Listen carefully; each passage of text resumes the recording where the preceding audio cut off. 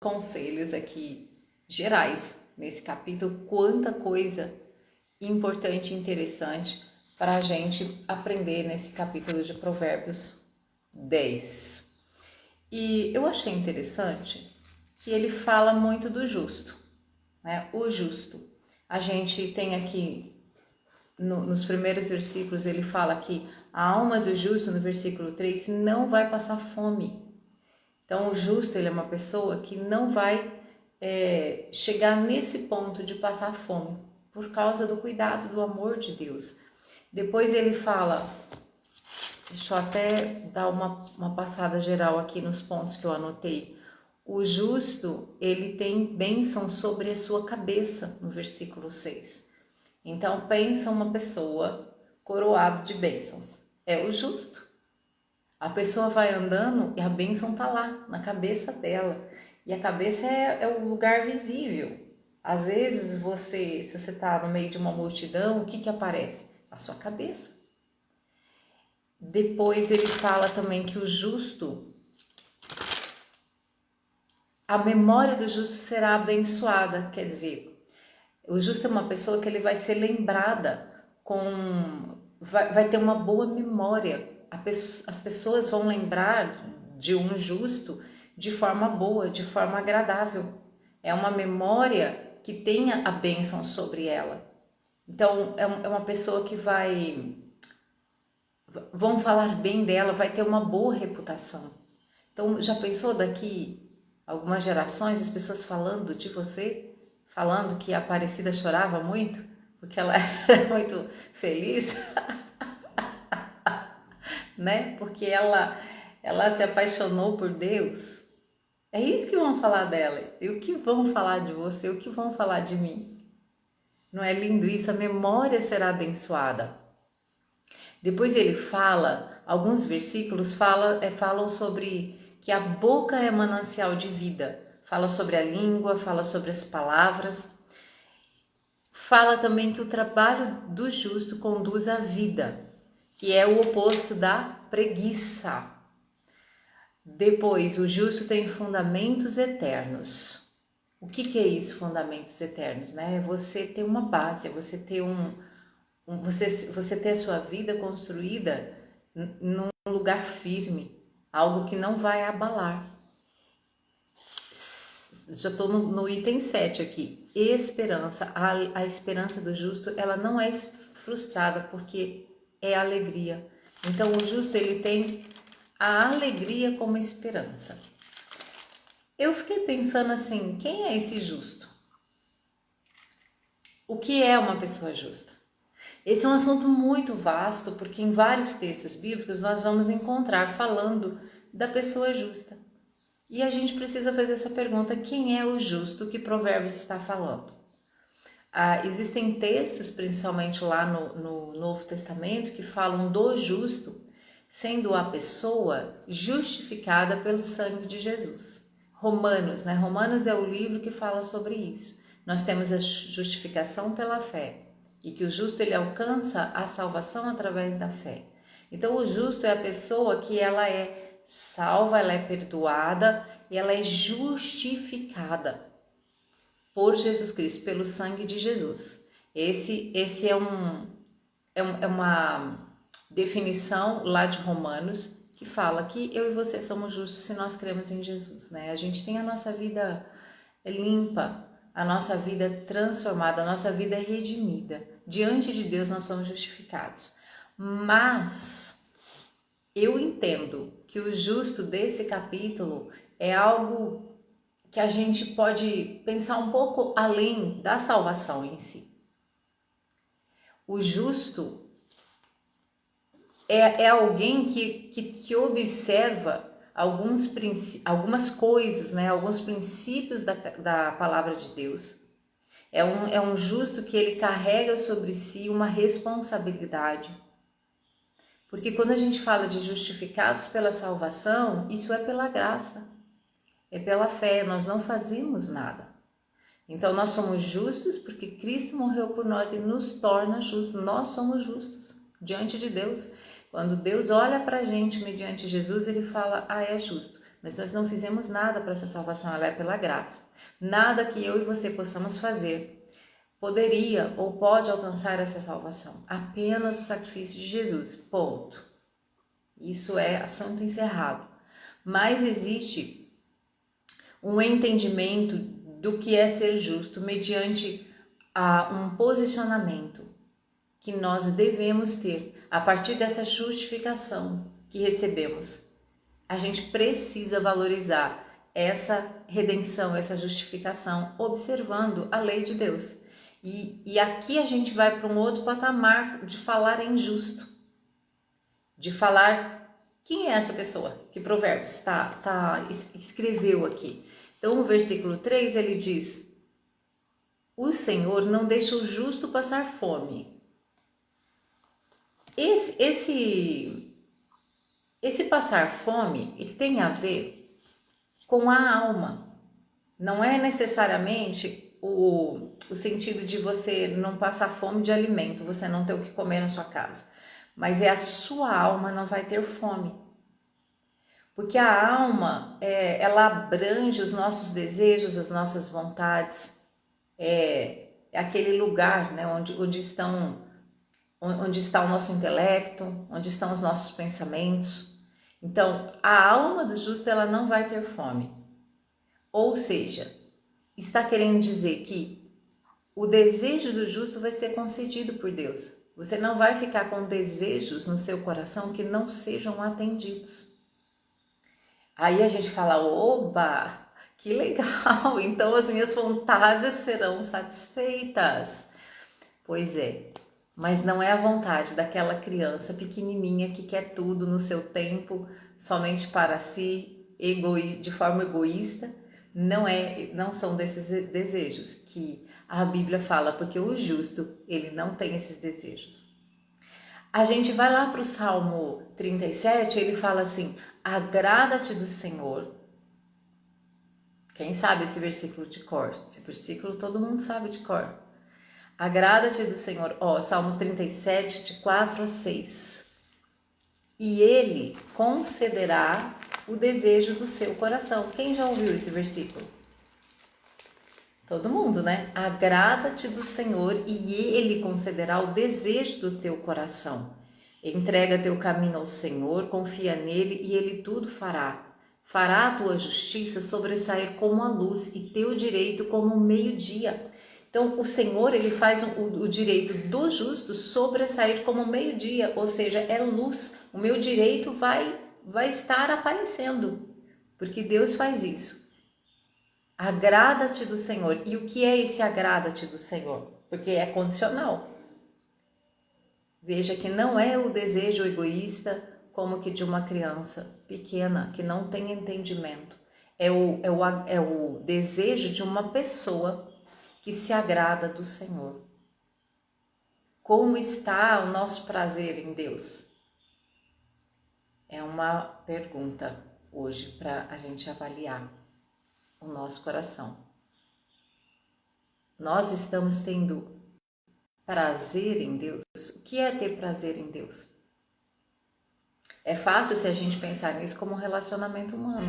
Quando você gosta muito de uma pessoa, você quer ficar com ela o tempo todo, você quer conversar com ela, você dedica tempo a essa pessoa, mesmo de longe você manda mensagem, você quer dar um oi, você quer conversar. Seja num relacionamento de homem e mulher, seja num relacionamento de amigos, não é assim? A gente tem vontade de estar junto, a gente quer estar junto com aquela pessoa, quando a gente se agrada daquela pessoa. Então, se agradar do Senhor é ter prazer nele. É você ficar lá, às vezes, com ele, assim, passando tempo. Não é assim que a gente faz com um amigo que a gente gosta muito, passar o tempo com a pessoa. Não é assim um casal de namorado que tá empolgadíssimo, né, com os primeiros encontros, você quer passar tempo com a pessoa, você quer conhecer mais ela, você quer saber, aquela pessoa, ela te traz coisas boas, você se sente bem, você se sente feliz ao lado dela. Então, agradar-se do Senhor é passar tempo com Ele, é estar com Ele, é ouvir a sua voz, é ter prazer em querer ouvir a voz de Deus. No caso, né, em relação a Deus, é a gente atentar para a sua palavra, porque Ele está falando. É a gente dar essa atenção. É querer ficar com Ele o tempo todo. Por que uma pessoa que tem prazer em Deus, ela se torna ela é uma pessoa justa? Porque ela prioriza Deus. Porque ela vai ter alegria em estar com Ele. E quando a gente coloca o nosso coração em estar com Deus, em caminhar com Ele, em conversar com Ele, o que acontece com a gente? A gente vai sendo moldado, disciplinado, alinhado. Sendo assim, os desejos da nossa alma, que o nosso coração deseja, serão desejos alinhados com a vontade de Deus. Por isso que Deus concede. Então, quando a gente tem desenvolve esse agradar-se do Senhor, o nosso coração vai sendo alinhado com o coração dele. Então, ele pode fazer o que a gente deseja, porque vai estar alinhado com ele. Não é verdade que muitas coisas que nós pedimos a Deus, a gente não recebe? Porque, às vezes, são pedidos que não agradam o Senhor. Ou, às vezes, não é nem questão de ser certo ou errado, mas é questão de que não está no propósito que Ele preparou para nós. Então, é um desalinhamento da nossa vontade com aquilo que Ele escreveu para a gente viver. Quanto mais nós nos agradamos do Senhor, quanto mais nós damos tempo, gastar o nosso tempo mesmo, investir o nosso tempo em Deus, mais o nosso coração é alinhado e mais o Senhor pode realizar o desejo do nosso coração. Quando nós olhamos para a vida de Jesus, ele tinha todas as suas orações respondidas. E ele fala isso, ele faz questão de que os discípulos aprendam isso, que as pessoas ouçam. Eu sei que sempre me ouves. Quando ele vai ressuscitar Lázaro, ele fala isso. Quando ele vai multiplicar pães, ele apenas agradece porque ele sabe que ele é ouvido. Por quê? Porque Jesus foi uma pessoa nessa terra, um ser humano nessa terra, que ouvia o Pai, que fazia a vontade do Pai. Lá em João 8, 29, ele diz: eu faço sempre o que lhe agrada. A preocupação de Jesus era fazer o que agradava ao Pai. Ele passava horas com o Pai, ele passava horas orando. Esse tempinho que a gente fica aqui na madrugada, Jesus fazia isso com excelência. Muitas horas ele ficava com o Pai. E ele fazia o que agradava o Pai. Ele sabia o que agradava a Deus. Por isso a vida de Jesus foi tão ativa, curando, libertando, ensinando, que esse é o desejo do Pai. Então Jesus tinha as suas orações atendidas. Mas vocês lembram qual foi o momento que ele orou e não foi ouvido? Que Deus não concedeu o desejo do coração dele? No Getsemane, né? Ou Getsemane, que ele fala: Pai, passa de mim esse cálice. Pai, se for possível, me livra da cruz. Foi o único momento que a oração de Jesus não foi atendida, porque não era a vontade do Pai. O propósito de Jesus era morrer. Ele veio aqui para morrer. Então, nesse momento, a oração dele não foi atendida. Jesus estava sentindo todas as dores já da morte, do que seria aquele negócio de carregar sobre nós todos os pecados, o peso dos nossos pecados. Então, naquele momento, a oração dele não foi atendida. Porque não era o propósito de Deus que ele não passasse pela cruz. E ele obedeceu. Mesmo não sendo a vontade da sua alma, no sentido do seu sofrimento, né? Do que ele ia passar. E às vezes a gente também faz pedidos assim, porque a gente não quer sofrer. Não é verdade? A gente não quer passar pelo sofrimento. O Ricardo até colocou um vídeo ontem, né? Eu vi aquele vídeo falando sobre o Evangelho. É claro que o Senhor, Ele tem para nós, lógico, a salvação, ela é um ato do céu, que ela abrange a nossa vida como um todo, e tem prosperidade, tem saúde, tem tudo isso que Provérbios fala. Mas a essência do Evangelho, se não sobrar nada, gente, se for tudo abalado na nossa vida, o que sobra? O que sobra na nossa vida? Quando a pandemia chegou, o que sobrou se não foi aquilo que é inabalável, que é a nossa fé, que é o nosso relacionamento com a nossa família? Então essa é a essência do Evangelho. A gente precisa ter isso em mente, a gente precisa ter essa maturidade de que muitas vezes a gente quer fugir do propósito. Porque, olha, a gente fala muito hoje em propósito, não é verdade? É algo assim, até muito bonito de falar, e é bonito mesmo, o propósito de Deus para nós. Mas para você chegar no seu propósito, você tem um preço que você vai pagar. Há um preço a ser pago para que a vontade perfeita de Deus se realize na nossa vida. Então, o justo, ele terá o seu desejo atendido, a sua alma não vai ficar assim sempre naquela ânsia, naquela interrogação, mas é esse justo. É essa pessoa que se agrada de Deus, é essa pessoa que ela não foge. Quando há um momento na sua vida que ela precisa passar um processo, que ela precisa passar por uma dor, por um sofrimento, ainda assim, ainda nesse momento, ela se mantém buscando a vontade de Deus, buscando agradar o Pai. 2. Esse 2 aqui é muito lindo. O justo tem bênção sobre sua cabeça, que está no versículo 6. Tem algumas versões, eu observei, que falam que o justo ele é coroado de bênçãos, né? Então, veja, você aí, você que está aqui comigo, você tem uma coroa de bênçãos na sua cabeça. Esse justo que se agrada do Senhor, que faz a vontade de Deus, tem você é revestido assim na sua cabeça. Você tem um enfeite do céu de bênçãos. Você já pensou o que é isso? Que coisa maravilhosa! Bênçãos descem sobre a cabeça do justo.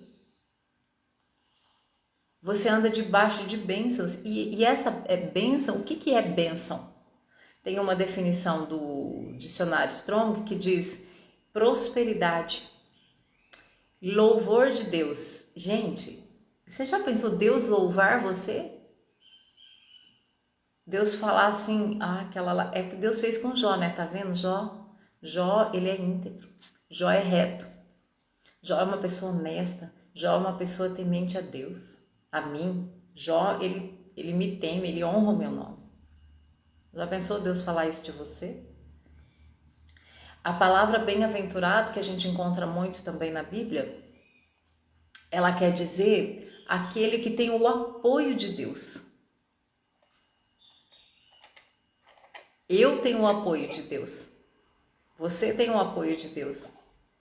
Bem-aventurado, Jesus lá no Sermão do Monte, né? Bem-aventurado os misericordiosos, os puros de coração. O que é isso?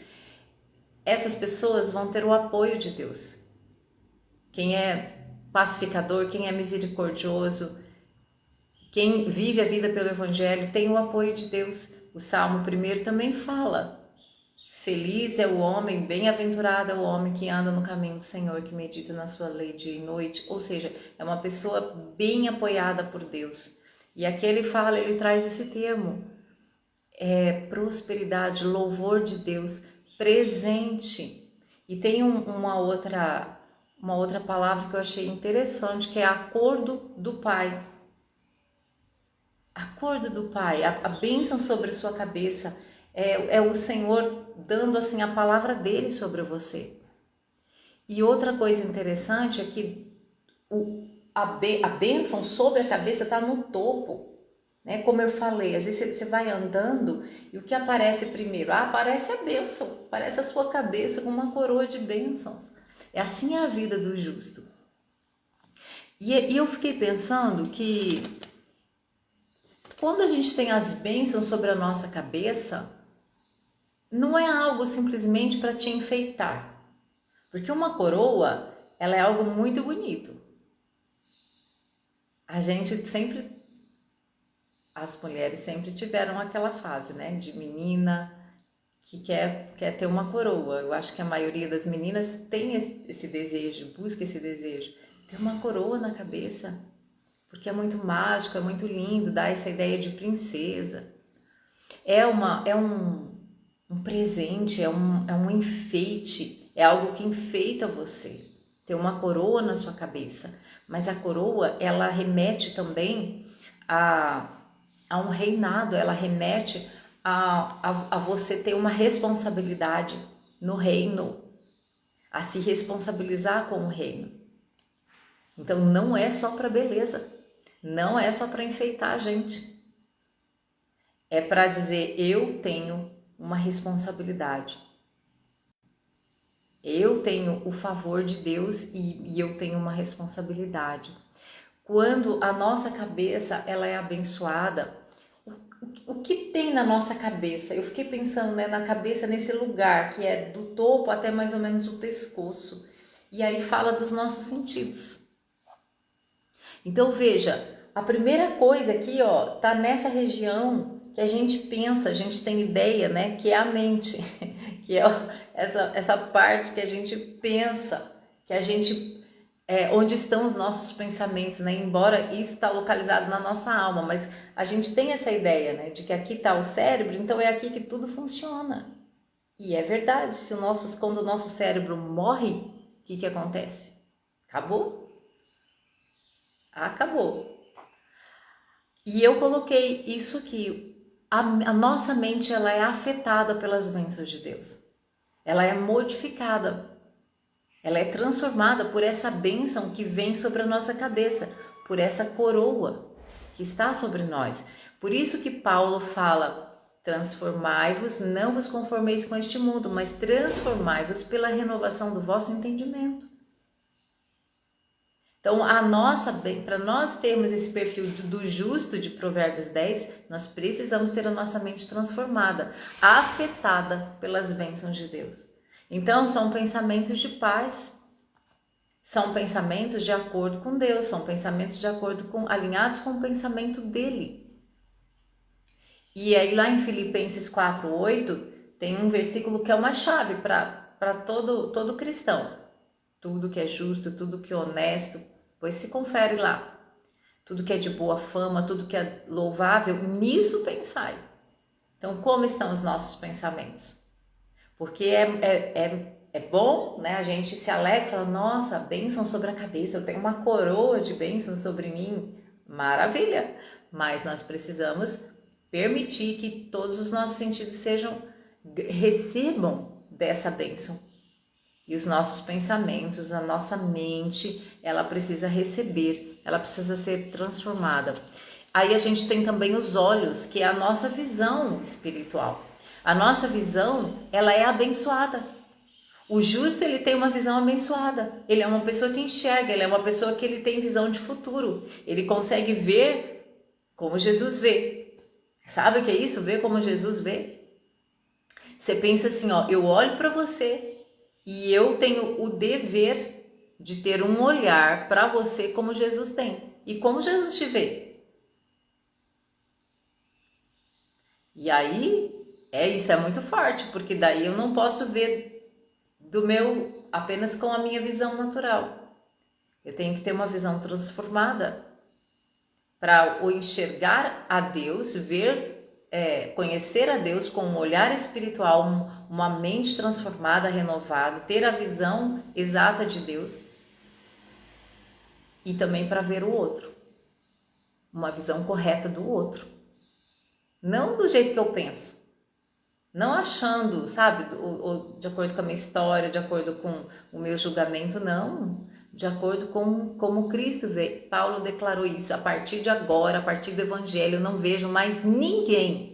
Eu não olho mais para ninguém de forma natural, eu olho para o outro de forma espiritual, como se os olhos de Jesus estivessem aqui. Então eu vejo através dos olhos de Jesus.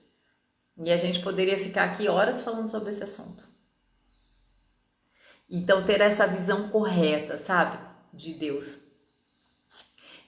Sobre essa questão, né, de pensar sobre Deus. Até ontem eu vi mesmo o pastor Eduardo falando sobre, ele começou a mensagem dele contando sobre uma história das Torres Gêmeas, e que um grupo de repórteres foram entrevistar Billy Graham. Por que aconteceu aquilo e onde estava Deus?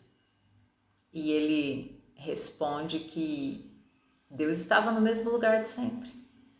Deus não saiu do lugar. Porque as pessoas que estavam questionando onde está Deus com toda essa tragédia. Mas Deus está no mesmo lugar de quando você resolveu tirar Deus da sua família. Quando você resolveu, você enquanto nação, vocês resolveram tirar a Bíblia das escolas. Então, veja, às vezes a gente tem um olhar equivocado de Deus. Por que Deus está permitindo isso na minha vida? Tem algumas respostas. Uma delas é essa. Pode ser esta. Às vezes a gente tirou Deus da vida da gente. E isso tem acontecido nas nações, né?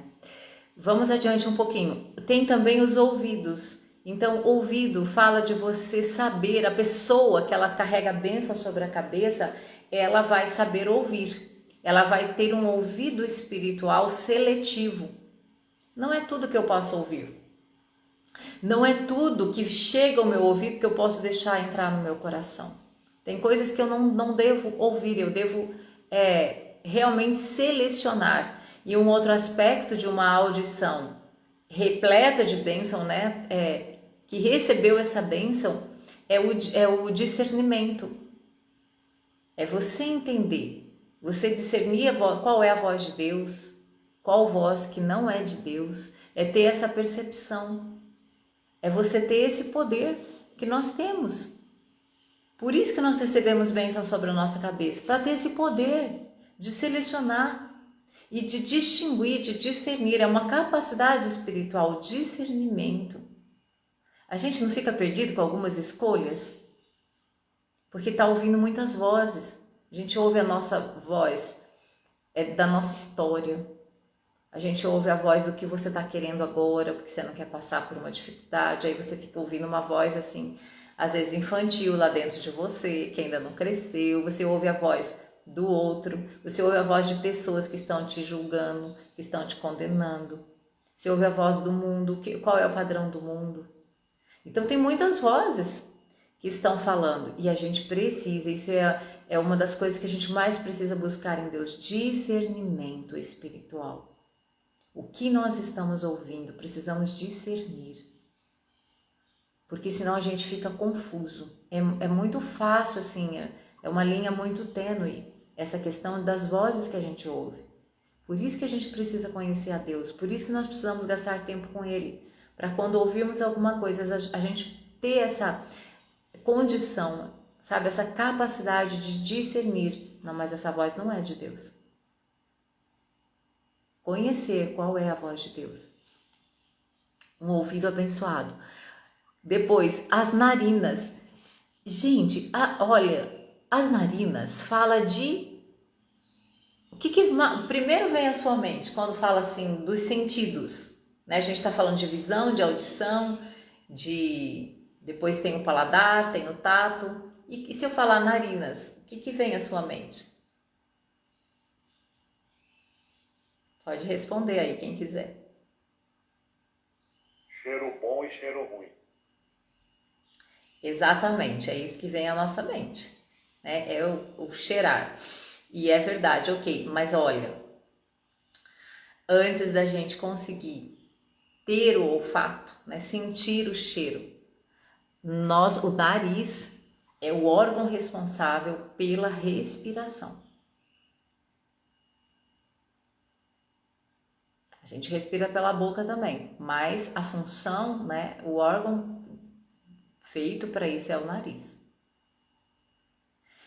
E por que isso é importante? A respiração. Então, veja, a pessoa que ela tem bênção sobre a cabeça, essa bênção chega até a sua respiração. A gente fala de respiração, é uma coisa tão óbvia, mas não é óbvio, gente, porque nós perdemos a importância muitas vezes daquilo que é óbvio para nós.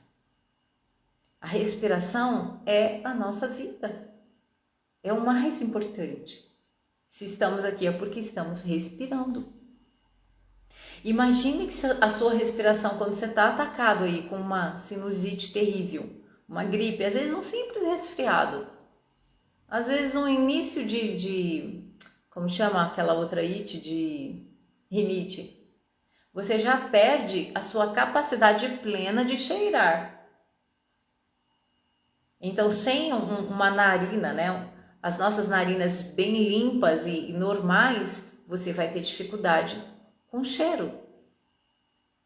Algumas doenças trazem isso, como foi o caso do Covid, né? Nós percebemos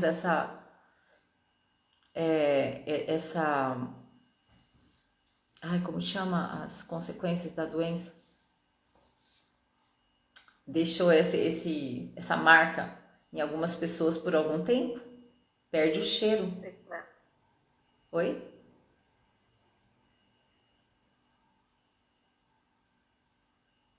Perde o cheiro.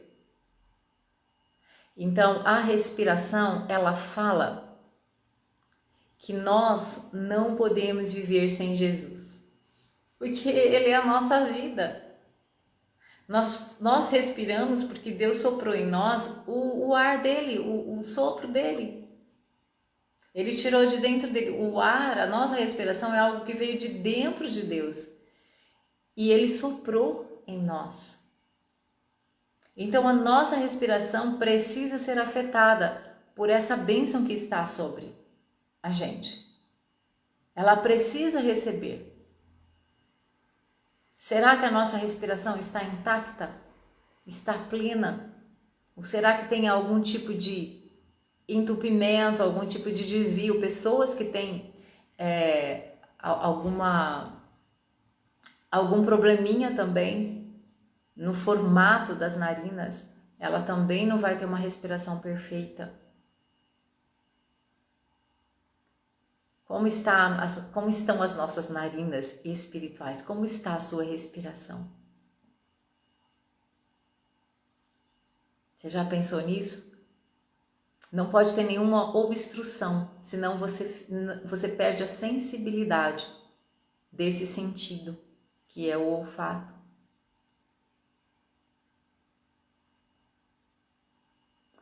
Jesus tem que ser o nosso ar. Tem que ser o ar que a gente respira.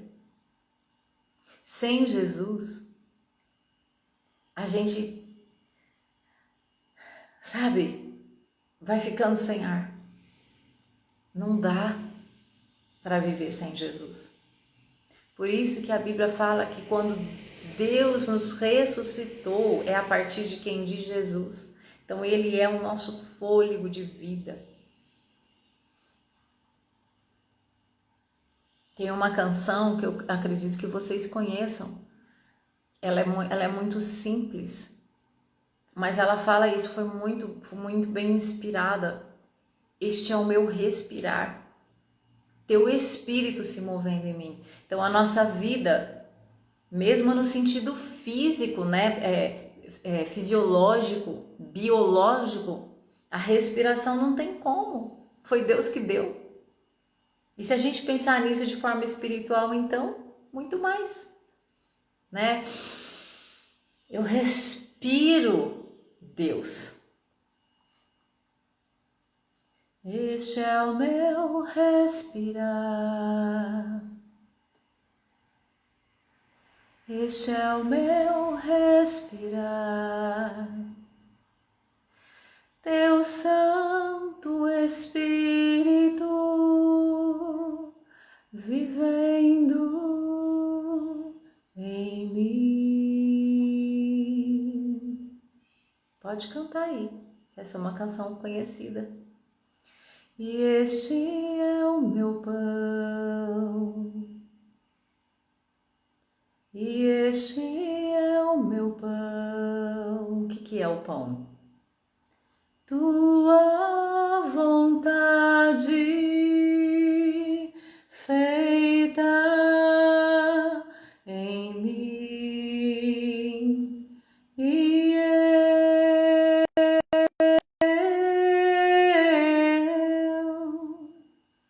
eu nada sou sem ti, Jesus,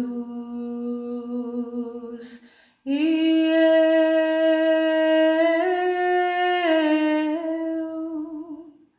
perdido estou sem ti, Jesus.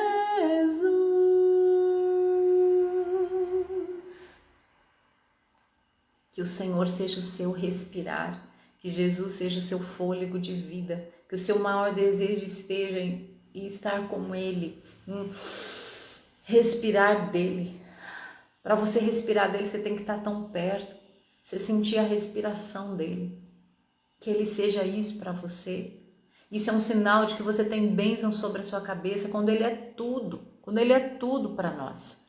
Quando não há outro lugar que a gente tenha maior prazer a não ser a presença dele.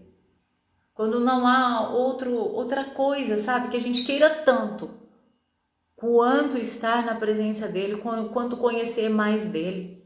E de entender, de perceber e de sentir e de clamar que o seu Espírito se mova em nós. Que a gente chegue a essa conclusão: eu nada sou sem ti. Eu não posso viver sem o Senhor é a minha vida, o Senhor é a nossa vida. Quando Moisés ele se coloca lá, naquele lugar onde ele profere as bênçãos e as maldições, ele diz: eu apresento a vida para vocês, escolham a vida para que vivais e sejam prósperos. Escolham a vida, é uma escolha nossa, e a nossa vida é o nosso Senhor. É esse Espírito de Deus se movendo em nós. Isso é o nosso respirar, sabe? A gente não pode viver sem esse mover do Espírito Santo, sem essa ação do Espírito Santo em nós, sem esse fôlego do Todo-Poderoso em nós. Esse é um sinal de que há bênçãos na nossa cabeça. Então, muito além de ter uma coisa muito bonita sobre nós, sabe? De ter um enfeite sobre a nossa cabeça, é a gente viver por isso, é a gente se entregar por isso, é a gente dar a nossa vida por Ele. É a gente se empenhar com todo o nosso ser, sabe? De corpo, alma e espírito, em louvor e gratidão a Deus, e se colocar nesse evangelho para viver a vida que Ele nos deu. Essa nova vida. Glória a Deus, glórias a Jesus, louvado seja o nome do Senhor. Ele é a nossa respiração, Ele é o nosso tudo. Ele é nossa paz, Ele é nossa alegria, Ele é nossa força. Ele é o nosso pão, Ele é quem redime a nossa história. Ele é a nossa saúde, Ele é a nossa esperança.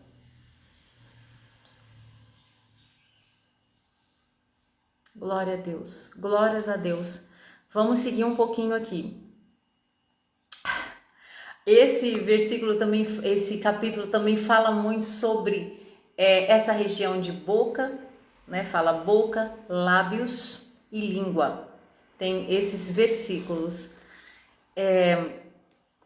No versículo 11, ele fala: a boca do justo é manancial de vida.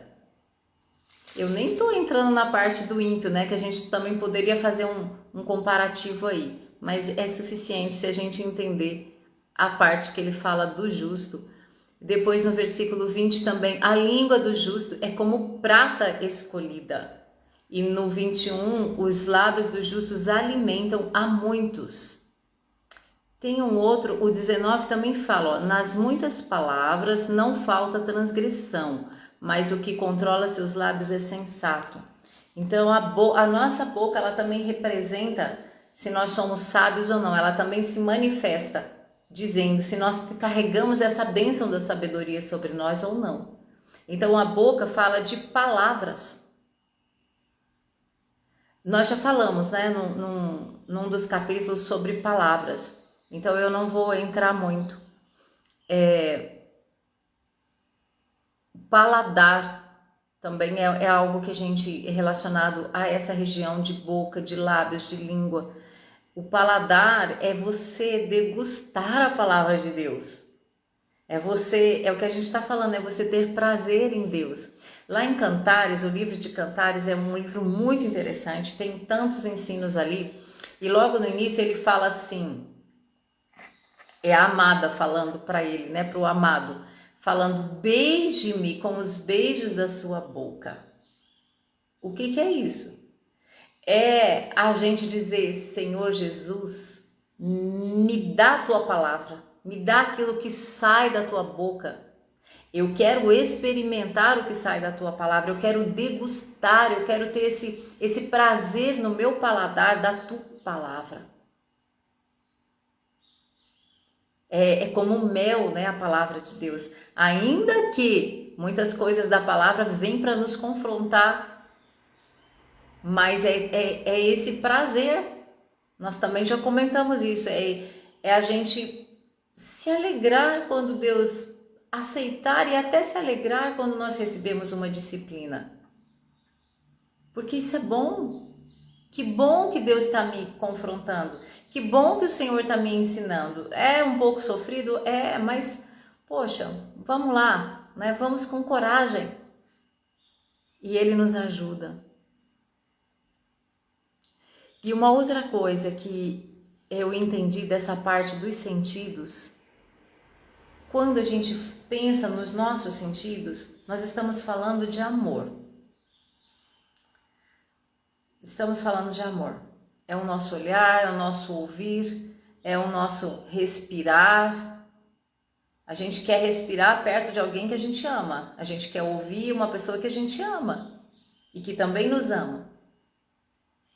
Então, justo é aquela pessoa que ama a Deus sobre todas as coisas. Se a gente não guardar nada dessa mensagem hoje, que fique isso. Justo é aquela pessoa que ama a Deus sobre todas as coisas. Eu amo tanto a Deus. Eu tenho tanto prazer em Deus. Ele é a minha respiração. Sabe?